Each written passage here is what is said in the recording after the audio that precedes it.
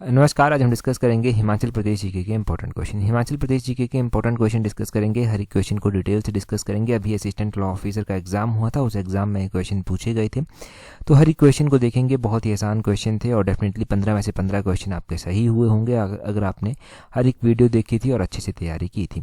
इसके अलावा जितने भी पेपर 1 अभी हुए हैं, चाहे वो पीजीटी का हो गया या किसी और सब्जेक्ट का, किसी और पोस्ट के लिए जो है वो पेपर हो गया, वहाँ पर भी मुझे बहुत अच्छा रिस्पॉन्स आपका देखने को मिला है। चाहे वो आपके कमेंट्स के थ्रू मिला हो, चाहे वो आपका ईमेल्स के थ्रू मिला हो, या फिर कोई और इंस्टा या फिर टेलीग्राम मैसेज के थ्रू मिला हो, बहुत अच्छा रिस्पांस आपका मिला है।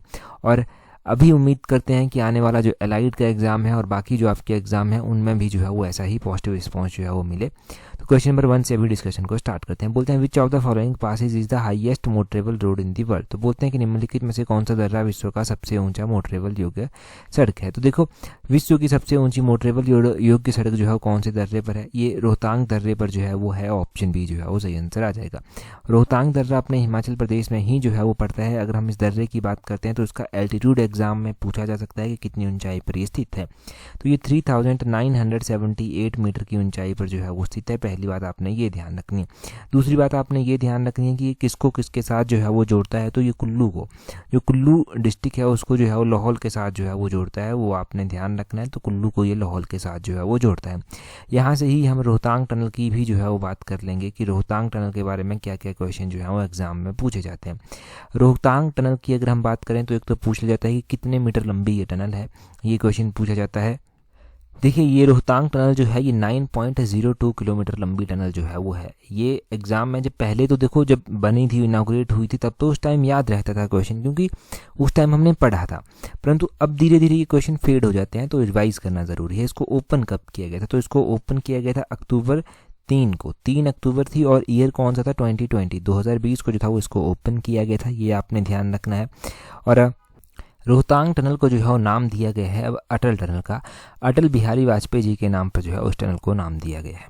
तो वो भी आपने ध्यान रखना है रोहतांग टनल के बारे में। रोहतांग टनल इंपॉर्टेंट टनल है और इसके बारे में डेफिनेटली एग्जाम में क्वेश्चन जो है वो बन सकता है। ठीक है जी, तो अभी कोई डाउट यहाँ पर नहीं रहना चाहिए। हाँ, इसको ऑपरेट कौन करता है? तो इसको बॉर्डर रोड ऑर्गेनाइजेशन जो है वो ऑपरेट करती है। ये तो आसान सा पॉइंट है कि बॉर्डर रोड ऑर्गेनाइजेशन जो है वो उसको ऑपरेट करती है। और इस टनल की विड्थ भी आप ध्यान रख लीजिए। लेंथ तो आपको पता ही है 9.02 किलोमीटर, परंतु विड्थ भी आप ध्यान रख लीजिए कि इसकी विड्थ कितनी है। तो वो है 10 मीटर। 10 मीटर बोले तो 33 फीट जो है वो इसकी विड्थ है, वो भी पता होना चाहिए। अगला क्वेश्चन देखते हैं हमारे पास क्या पूछा गया है। अगले क्वेश्चन में बोलते हैं what was the name of daughter after whom होगा यहाँ पर Sahil Varman had named the Chamba town of Himachal Pradesh. तो बोलते हैं कि साहिल वर्मन ने चंबा जिले का शहर अपनी बेटी के चंबा शहर का नाम अपनी बेटी के नाम पर रखा था। परंतु उनकी बेटी का नाम क्या था? क्या चंपा कली था, चंपा देवी था, चंपावती था, चंपा कुमारी था। अगर हम बात करें कि राजा साहिल वर्मन की बेटी का क्या नाम था, तो चंपावती जो था वो उनका नाम था। चंपावती, ऑप्शन सी जो है वो सही आंसर हो जाएगा। हम चंबा डिस्ट्रिक्ट के बारे में भी जानेंगे, परंतु उससे पहले राजा साहिल वर्मन के कार्यकाल के बारे में जो है वो जान लेते हैं। राजा साहिल वर्मन चंबा के राजा हुए। चंबा शहर की स्थापना इन्हीं के कार्यकाल के दौरान जो था वो की गई थी। ये आपने ध्यान रखना है। राजा साहिल वर्मन के द्वारा ही जो है वो अलग अलग मंदिरों का निर्माण करवाया गया था। जैसे कि इनके द्वारा लक्ष्मी नारायण मंदिर बनवाया गया, इनके द्वारा चंद्रगुप्त मंदिर बनवाया गया, इनके द्वारा चंद्रशेखर मंदिर बनवाया गया, इनके द्वारा कामेश्वर मंदिर जो है वो बनाया गया। चंपावती इनकी पुत्री का नाम था। इनकी पुत्री के नाम पर ही इन्होंने चंबा शहर का नाम जो था वो रख दिया था। और चंबा रियासत जो है ना, चंबा रियासत ओरिजिनली जो है वो किसके द्वारा फाउंड की गई थी? तो वो ओरिजिनली राजा मारू के द्वारा जो था वो फाउंड की गई थी। वो आपने ध्यान रखना है। राजा मारू के द्वारा चंबा रियासत जो था वो इसकी स्थापना जो था वो की गई थी। यहाँ से अब हम चंबा रियासत के बारे में कुछ एक इंपॉर्टेंट पॉइंट जो है वो जान लेते हैं। क्या क्या पॉइंट हैं? ये चंबा को जिले का दर्जा जो दिया गया था वो 15 अप्रैल 1948 को दिया गया था। इसका एरिया जो है वो है 6528 स्क्वायर किलोमीटर। नरसिंह टिब्बा गौरी देवी का टिब्बा चंबा में स्थित है। भूरी सिंह म्यूजियम चंबा में स्थित है और 1908 में भूरी सिंह म्यूजियम की स्थापना की गई थी। कलाटॉप वाइल्ड लाइफ सेंचुरी हो गया, कुकुती वाइल्ड लाइफ सेंचुरी हो गया, गैम्यूल बिहा से ही वाइल्ड लाइफ सेंचुरी हो गया, ये सारी की सारी चंबा डिस्ट्रिक्ट में पड़ती हैं। हाथीधार चंबा में पड़ती है। चकली जो है वो फेमस क्वाइन है चंबा का, वो आपने ध्यान रखना है। दीपक और धांगी जो है वो फेमस डांसेज हैं चंबा के। झांकी और हंतार भी उसी तरह चंबा के इंपॉर्टेंट डांसेज हैं। चंबा में जो है वो महाकाली लेक जो है वो पड़ती है। सतधार वाटरफॉल जो है चंबा में पड़ता है। कालिका वाटरफॉल चंबा में पड़ता है। धांचो वाटरफॉल चंबा में पड़ता है। सुकरात फेमस सॉन्ग है चंबा का। कुंजड़ी और कुंजवा ये भी सॉन्ग है चंबा के। बैरास्यूल हाइड्रो इलेक्ट्रिक प्रोजेक्ट चंबा में है। हॉप कल्टीवेशन जो चंबा में स्टार्ट की गई थी वो 1880 में की गई थी। मिशन एलाइड के लास्ट पार्ट में भी हमने पढ़ा था कि लांजी सरद और राजनगर में जो है वो ओलाइव डेवलपमेंट सेंटर जो है वो स्थित है। तो वो भी आपने ध्यान रखना है कि ओलाइव डेवलपमेंट सेंटर जो है वो कहाँ पर स्थित है। तो वो जो है वो लांजी सरद और राजनगर में स्थित है। ये डिस्ट्रिक्ट चंबा में जो है वो पढ़ते हैं। तो इतना सब आप याद रखिए, इतना एनफ है एग्जाम पॉइंट ऑफ व्यू से याद रखने के लिए। अगला क्वेश्चन देखिए क्या बोलते हैं यहाँ पर, the district where trout farm have been setup in Himachal Pradesh. तो यहाँ पर कुछ एक डिस्ट्रिक्ट दिए गए हैं, आपने बताना है ट्राउट फार्म कहाँ पर स्थापित किया गया है। देखो बरोट मंडी में पड़ता है कि यहाँ पर ट्राउट फार्म जो है वो स्थित है। दूसरा यहाँ पर दिया गया है नालागढ़ का सोलन के, यहाँ पर जो है ट्राउट फार्म स्थित है। और तीसरा यहाँ पर दिया गया है होली जो है वो डिस्ट्रिक्ट चंबा में पड़ता है, क्या यहाँ पर ट्राउट फार्म जो है वो स्थित है। और चौथा दिया गया है धमबारी डिस्ट्रिक्ट शिमला में पड़ता है कि यहाँ पर भी ट्राउट फार्म स्थित है। अगर देखो ट्राउट जो कि एक मछली है, अगर इसके फार्म की हम बात करते हैं ना, तो ये मछली मुख्य रूप से ना ठंडे पानी में पाई जाती है। तो अगर हम बात करते हैं बरोट मंडी, यहाँ पर तो ये ट्राउट फार्म जो है वो स्थित है, ये आपने ध्यान रखना है। 1959 में इसको एस्टेब्लाइज किया गया था, ये आपने ध्यान रखना है, जो बरोट का फिश फार्म है। नालागढ़ देखो गर्म इलाका है, तो ऑब्वियसली यहाँ पर जो है वो ट्राउट फिश फार्मिंग जो है वो नहीं होती होगी, तो दूसरे में नहीं होगी। होली डिस्ट्रिक्ट चंबा में पड़ता है और यहाँ पर भी ट्राउट फार्म जो है वो स्थित है। लगभग वर्ष 2000 में जो है वो इसकी स्थापना जो था वो की गई थी, ये आपने ध्यान रखना है। धमबारी जो कि शिमला में पड़ता है, यहाँ पर भी जो है वो ट्राउट फार्म स्थित है और ये इसकी स्थापना लगभग 2005 में जो था वो की गई थी। तो यहाँ पर क्या पूछा गया है, हिमाचल प्रदेश में किस जिले में ट्राउट फार्म स्थापित किए गए हैं। ट्राउट फार्म पहले में बरोट में स्थापित किया गया है, दूसरा यहाँ पर होली में स्थापित किया गया है और तीसरा धमबारी शिमला में जो है वो स्थापित किया गया है। पहला, दूसरा और तीसरा इसका सही आंसर हो जाएगा, ऑप्शन डी जो है वो सही आंसर हो जाएगा। अगर हम ट्राउट मछली की बात करते हैं या फिर हिमाचल में फिशरीज को लेकर हम बात करते हैं, मछलियों को लेकर बात करते हैं, तो मछलियों की अलग अलग वेराइटीज़ हिमाचल में पाई जाती हैं। जैसे कि एक तो ट्राउट हो गया, ट्राउट के अलावा जो है कुछ स्नो ट्राउट होता है, एक्जोटिक ट्राउट होता है, मशीर एक मछली की प्रजाति यहाँ पर पाई जाती है, मिरर काप्स यहाँ पर मछली की प्रजाति पाई जाती है, वो आपने ध्यान रखना है, ठीक है जी। और अगर हम बात करते हैं कि ट्राउट किस तरह से हिमाचल में इंट्रोड्यूस की गई, तो एम.एल. होगल थे, एक एम.एल. होगल थे, इनका नाम आपने ध्यान रखना है। एम.एल. होगल के द्वारा 1909 में जो है वो ट्राउट ब्रीड जो था वो हिमाचल में इंट्रोड्यूस की गई थी। ट्राउट फिश फार्म देखो पतलीकुल जो कि डिस्ट्रिक्ट कुल्लू में पड़ता है। पतलीकुल ब्यास की भी एक सहायक नदी है, वहाँ पर है। ट्राउट फिश फार्म जो है वो होली में स्थित है, दमबारी में स्थित है, बरोट में स्थित है और इसके अलावा जो है वो सांगला जो कि डिस्ट्रिक्ट सांगला में जो है वो पड़ता है, वो आपने ध्यान रखना। सांगला वैली किन्नौर की इंपॉर्टेंट वैली है, वो भी पता ही है आपको, ठीक है जी, वो भी आपने ध्यान रखना। तो यहाँ पर जो है वो ट्राउट फार्म जो है वो स्थित है। ये जो 3 ट्राउट फार्म हमने पढ़े, इनकी स्थापना कब की गई थी वो भी हमने जान लिया। जैसे कि बरोट की स्थापना 1959 में की गई थी, जो होली का है 2000 में उसकी की गई थी, जो धमबारी का है उसकी 2005 में की गई थी। तो इतना एनफ है याद रखने के लिए। अगला क्वेश्चन देखते हैं हमारे पास क्या पूछा गया है। अगले क्वेश्चन में बोलते हैं, who among the following had laid down the foundation of Mandi in 13th century. देखिए बोलते हैं कि निम्नलिखित में से किसने 13वीं शताब्दी में मंडी की नींव रखी थी। देखो क्वेश्चन को ना ध्यान से देखना, पूछा क्या गया है यहाँ पर, स्पेसिफिक रूप से क्या मेंशन किया गया है। यहाँ पर 13th सेंचुरी जो है वो मेंशन किया गया है कि 13th सेंचुरी में जो है वो मंडी की स्थापना किसके द्वारा की गई थी। अब 13th सेंचुरी जब यहाँ पर मेंशन कर दिया गया तो 13th सेंचुरी को ध्यान में रखते हुए ही आंसर आपका हमेशा होना चाहिए। 13th सेंचुरी में जो मंडी की स्थापना की गई थी वो राजा बाणसेन के द्वारा की गई थी। ऑप्शन सी जो है वो सही आंसर है, क्योंकि राजा बाणसेन ही उस टाइम मंडी के राजा हुआ करते थे। 13th सेंचुरी के आसपास की बात है। अगर हम बात करते हैं ना कि मंडी सुकेत की एक शाखा है, वहाँ से ये अलग हुई थी। अब मंडी की स्थापना की बात ऐसी है कि मंडी की स्थापना के बारे में कहा जाता है कि वैसे तो हम अक्सर यही पढ़ते हैं कि बाहुसेन के द्वारा मंडी की स्थापना की गई थी, या फिर मंडी शहर की जब भी हम बात करते हैं तो हम ये जान लेते हैं कि मंडी शहर की स्थापना जो था वो राजा अजबर सेन के द्वारा जो था वो की गई थी। परंतु अब आप कहेंगे कि यहाँ पर बाणसेन कैसे आ गया। मैंने क्या कहा था कि 13th सेंचुरी को ध्यान में रखना। अब पूरी कहानी जानिए क्या है। पूरी कहानी इस तरह से है कि मंडी रियासत जो था ना वो सुकेत से अलग हुई थी और राजा बाहुसेन के द्वारा इसकी स्थापना की गई। ये कहा जाता है लगभग 1000 ईस्वी के आसपास इसकी स्थापना की गई, ये कहा जाता है। परंतु एक और बात ये कही जाती है कि मंडी में जो है वो मंडी रियासत की स्थापना जो है वो बाणसेन के द्वारा की गई थी। बाणसेन ने जो है वो अपनी राजधानी भियूली में जो था वो बनाई थी। भियूली इसके द्वारा अपनी राजधानी बनाई गई थी और बाणसेन ने जो था वो 1278 से लेकर लगभग 1340 तक जो था वो शासन किया था, ये कहा जाता है। और इनके द्वारा ही जो था वो मंडी में जो हम पराशर मंदिर देखते हैं वो पराशर मंदिर का निर्माण भी राजा बाणसेन के द्वारा ही करवाया गया था। पैगोडा स्टाइल में ये मंदिर जो है वो बना हुआ है, वो भी आपको पता होना चाहिए। तो इतना पता चल गया ना, आपको क्लियर हो गया ना डाउट कि क्या पूछा गया था कि 13th सेंचुरी स्पेसिफिक रूप से पूछा गया था। देखो अब इतने इतिहास की बातें हैं तो अलग अलग बुक से रेफरेंस मिलता है, तो हमने उस हिसाब से बात कर ली कि 13th सेंचुरी के अकॉर्डिंग किसने इसकी स्थापना जो था वो की थी, वो आपको पता चल गया। उसी तरह सुकेत की अगर हम बात करते हैं ना तो सुकेत से ही अलग हुआ था मंडी। अब आप मुझे कमेंट करके बताएंगे कि सुकेत की स्थापना किसके द्वारा और कब जो था वो की गई थी, वो भी क्लियर फिर आपका हो जाएगा। तो देखो ये सब आपने मंडी के बारे में एक तो याद रखना है। दूसरा मैं आपको बता दूं कि ये आंसर जो मैंने आपको बताया है ना, ये फाइनल आंसर की के अकॉर्डिंग बताया है, इसका बाणसेन आंसर। ठीक है, कोई भी डाउट नहीं रहना चाहिए। वैसे तो मंडी की स्थापना बाहुसेन के द्वारा ही की गई है, वो बात क्लियर है, परंतु जिस अकॉर्डिंग ये क्वेश्चन पूछा गया था 13th सेंचुरी के हिसाब से, तो उस हिसाब से हमने ये सारा डाटा जाना। कोई भी चेंज होता है हम फर्दर डिस्कस करेंगे। अगला क्वेश्चन देखते हैं क्या बोलते हैं यहाँ पर, in which year was the Sirmaur princely state merged in Himachal Pradesh. तो बोलते हैं कि सिरमौर रियासत का विलय हिमाचल प्रदेश में कब हुआ था। देखो हिमाचल प्रदेश का गठन कब होता है, 15 अप्रैल 1948 को जो है वो हिमाचल का गठन होता है। 15 अप्रैल 1948 को ही हमें देखने को मिलता है कि हिमाचल में सिर्फ और सिर्फ 4 जिले जो हैं वो बनाए जाते हैं। कितने जिले बनाए जाते हैं?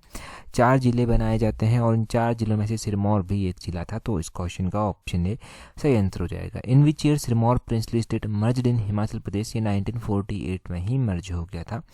अब 1948 में जो 4 जिले थे वो उनमें से एक जिला था सिरमौर, दूसरा जिला था चंबा, तीसरा जिला था इनमें से आपने ध्यान रखना है महासू, और चौथा जिला इनमें से था आपका मंडी। वो मंडी भी आपने ध्यान रखना है। 4 जिले तो थे हिमाचल में। 5वें नंबर का जिला जो है वो बिलासपुर बन जाता है। पहले तो बिलासपुर मना करता है कि हम हिमाचल में नहीं मिलेंगे जब 1948 में हिमाचल का गठन हुआ था, परंतु जुलाई 1954 की बात है कि हिमाचल के पार्ट सी जो स्टेट बिलासपुर हुआ करता था, इसका जो विलय था हिमाचल प्रदेश में जो है वो हो जाता है। पार्ट सी स्टेट का दर्जा जो था, पार्ट सी जो स्टेट है ना, ये बिलासपुर उस टाइम हुआ करता था। फिर इसका विलय जो है वो हिमाचल में 1954 में हो जाता है। उसके बाद 6 नंबर का जिला जो है वो कौन बनता है? 6 नंबर का जिला जो है वो किन्नौर बनता है। किन्नौर के बनने के पीछे कहानी ये है कि जो महासू जिला हुआ करता था, महासू की चीनी तहसील एक हुआ करती थी, चीनी तहसील से ये किन्नौर अलग हुआ था और 6 नंबर का जिला जो था वो बन गया था। ये आपने ध्यान रखना है। महासू से चीनी तहसील को अलग कर दिया गया और एक किन्नौर नामक जिला जो था वो बनाया गया। जब किन्नौर को जिले के रूप में बनाया गया था तो निचार, सांगला, कल्पा 3 तहसीलें जो था वो इसमें हुआ करती थी और इसमें जो था वो कुछ उप तहसीलें भी हुआ करती थी, जिसमें जो है वो मुरंग एक उप तहसील थी, हांगरंग एक उप तहसील थी और पुह भी जो था वो एक उप तहसील थी। तो 3 उप तहसीलें भी यहाँ पर हुआ करती थी। ठीक है जी, तो ये उस टाइम 1960 का जो है वो स्टेटस है। फिर 1966 में जो है वो पंजाब पुनर्गठन जो है वो किया जाता है, पंजाब का पुनर्गठन। कुछ और ज़िले जो हैं वो हिमाचल में बनते हैं और फिर 1972 में हमें देखने को मिलता है कि कुछ और ज़िलों के साथ जो है वो हिमाचल फाइनली 12 ज़िले जो हैं वो हिमाचल में बना दिए जाते हैं। तो इस तरह से 12 ज़िले जो हैं वो अभी प्रेजेंट टाइम में हिमाचल प्रदेश में हैं, वो आपने ध्यान रखना है। हम विधानसभा की ऐसे ही जनरली बात कर लें यहाँ से, तो विधानसभा की कितनी सीट्स आती हैं यहाँ पर हिमाचल प्रदेश में? हिमाचल प्रदेश में 68 विधानसभा की सीट्स जो हैं वो आती हैं। इनमें से जो है वो आपने ध्यान रखना है 40 पर कांग्रेस जो है वो जीती हुई है, 28 पर बीजेपी जीती हुई है। और महिलाओं के लिए कितनी सीट्स हैं, मतलब महिलाएं कितनी सीट पर जीती हुई हैं? 3 महिलाएं जीती हुई हैं। पिछले कल ही हमने गिरिराज पत्रिका में ये सारा डाटा जो था वो जाना था, तो एक रिवीजन आपका यहाँ से हो गया। अगला क्वेश्चन देखेंगे हमारे पास क्या पूछा गया है। बोलते हैं name the person who organised the quit India movement in 1942 in Shimla. तो बोलते हैं कि 1942 में भारत में जो है क्विट इंडिया मूवमेंट का आयोजन किया गया था, परंतु हिमाचल में शिमला में जो है वो किसका नाम आगे आया था, किसने जो था वो उसको लीड किया था? तो राजकुमारी अमृत कौर थी। ऑप्शन बी जो है वो सही आंसर हो जाएगा। राजकुमारी अमृत कौर के द्वारा इसे लीड किया गया था। देखिए जी, राजकुमारी अमृत कौर के बारे में अगर हम जानें तो 1889 में फरवरी का महीना था, 2 फरवरी थी 1889 में इनका जन्म हुआ था। कपूरथला का एक शाही परिवार आहलूवालिया था जिससे ये संबंध रखती थी, ये आपने ध्यान रखना है। और राजा सर हरनाम सिंह की ये बेटी थी, ये भी आपने ध्यान रखना है। 1930 में राजकुमारी अमृत कौर को अखिल भारतीय महिला सम्मेलन का सचिव जो था वो बनाया गया था। 1931 से 1933 तक जो है ये महिला परिषद की अध्यक्ष के रूप में कार्यरत रही, इन्होंने यहाँ पर कार्य किया। और उसके बाद जो है ये 1942 में जब क्विट इंडिया मूवमेंट हुआ तो तब वहाँ पर भी इन्होंने अपना योगदान दिया। 1947 में भारत की ये पहली स्वास्थ्य मंत्री भी जो था वो बनी थी। उससे पहले 1946 में पेरिस में संयुक्त राष्ट्र शिक्षा विज्ञान एवं संस्कृति के संगठन जिसको यूनेस्को कहते हैं, यूनेस्को का प्रतिनिधित्व भी इन्होंने किया था। तो 1946 में इन्होंने यूनेस्को का भी प्रतिनिधित्व किया था, ये भी आपने ध्यान रखना है। तो 19 इनका देहांत कब हुआ ये भी आपने ध्यान रखना है। 1964 में इनका देहांत जो था वो हो गया था। उससे पहले 1952 में जब हिमाचल में इलेक्शन होते हैं तो 1952 में ये हिमाचल प्रदेश के महासू संसदीय क्षेत्र से जो है वो लोकसभा के लिए जो है वो चुनी जाती हैं। ये भी ध्यान रखना है कि महासू संसदीय क्षेत्र से ये चुनी गई थी 1952 में, और 1962 में इनके देहांत हो गया था। तो ये सारे क्वेश्चन राजकुमारी अमृत कौर के बारे में हो गए, कहाँ पर इनका जन्म हुआ था, कब हुआ था, कहाँ से संबंध रखती थी, वो सारा हो गया। अगला क्वेश्चन देखते हैं, बोलते हैं कि यहाँ पर बोलते हैं which of the following fort found a mention in epic Mahabharat. तो बोलते हैं कि इनमें से कौन सा दर्रा है, कौन सा किला है जो जिसका वर्णन जो है वो महाभारत में जो है वो मिलता है। तो महाकाव्य महाभारत में वर्णन देखने को मिलता है हमने कांगड़ा के किला का। ऑप्शन सी जो है वो सही आंसर हो जाएगा। देखो Kangra one of the oldest princely state है, और कांगड़ा की अगर हम बात करते हैं तो इसका मेंशन हमें देखने को मिलता है महाभारत में भी। महाभारत की लड़ाई में भी जो है वो कांगड़ा का योगदान कहीं ना कहीं पर देखने को मिलता है। किस तरह से कांगड़ा का योगदान देखने को मिलता है, यहाँ पर कहा जाता है कि जब महाभारत की लड़ाई हुई थी तो महाभारत की लड़ाई में जो यहाँ के जो राजा थे उस टाइम सुशर्मा, उनके द्वारा कौरवों का पक्ष जो था वो लिया गया था, और उनके द्वारा जो था वो मत्स्य देश के राजा विराट पर आक्रमण किया गया था। ये भी आपने ध्यान रखना है। कांगड़ा के बारे में और भी अगर हम कुछ जानें तो कांगड़ा का आपने ध्यान रखना है कि त्रिगर्त इसको कहा जाता था। त्रिगर्त का मतलब है 3 नदियाँ, ये 3 नदियाँ हैं रावी, ब्यास और सतलुज, इनके बीच में जो फैला हुआ भूभाग था उसको त्रिगर्त कहा जाता था। आपने एक और बात ध्यान रखनी है कि त्रिगर्त का मेंशन जो है वो हमें पुराणों में राजतरंगिणी जो कलहन के द्वारा लिखी गई वहाँ पर महाभारत में देखने को जो है वो मिलता है। पाणिनि की जो अष्टाध्यायी है उसमें त्रिगर्त को आयुधाजीवी संघ जो है वो कहा गया है, वो भी ध्यान रखना है आपने। कांगड़ा जो कहते हैं ना, कांगड़ा का मतलब है कान का गढ़।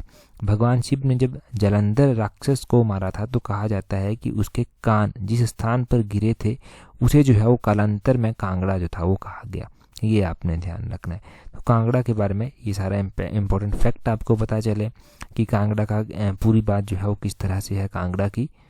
अभी जो हमने लेटेस्ट क्वेश्चन पढ़ा है वो हमने क्या पढ़ा है, हमने क्वेश्चन पढ़ा है कि संसार चंद के जो भाई थे, जिनका नाम फतेह चंद था। फतेह चंद जब जब गोरखाओं के द्वारा कांगड़ा के ऊपर आक्रमण किया गया और संसार चंद को जो है वो भागकर कांगड़ा के किले में जाकर शरण लेनी पड़ी, तो एक स्थिति ऐसी आ गई कि राशन भी खत्म हो रहा था, सैनिकों को सरवाइव करना मुश्किल हो गया, और राजा ने जो है वो अपने भाई फतेह चंद को महाराजा रणजीत सिंह की सहायता लेने के लिए भेजा था। तो फतेह चंद ना उस टाइम फतेह चंद संसार चंद का भाई था, और एक बार फतेह चंद बहुत ज़्यादा बीमार हो गया था। फतेह चंद इतना बीमार हो गया था कि उसकी मान लिया गया था कि वो अब नहीं बचेगा, और उसकी स्थिति को देखते हुए उसके क्रिमिनेशन की पूरी तैयारियां कर दी गई थी। उसकी पत्नी को सती बनाने के लिए भी तैयार कर दिया गया था।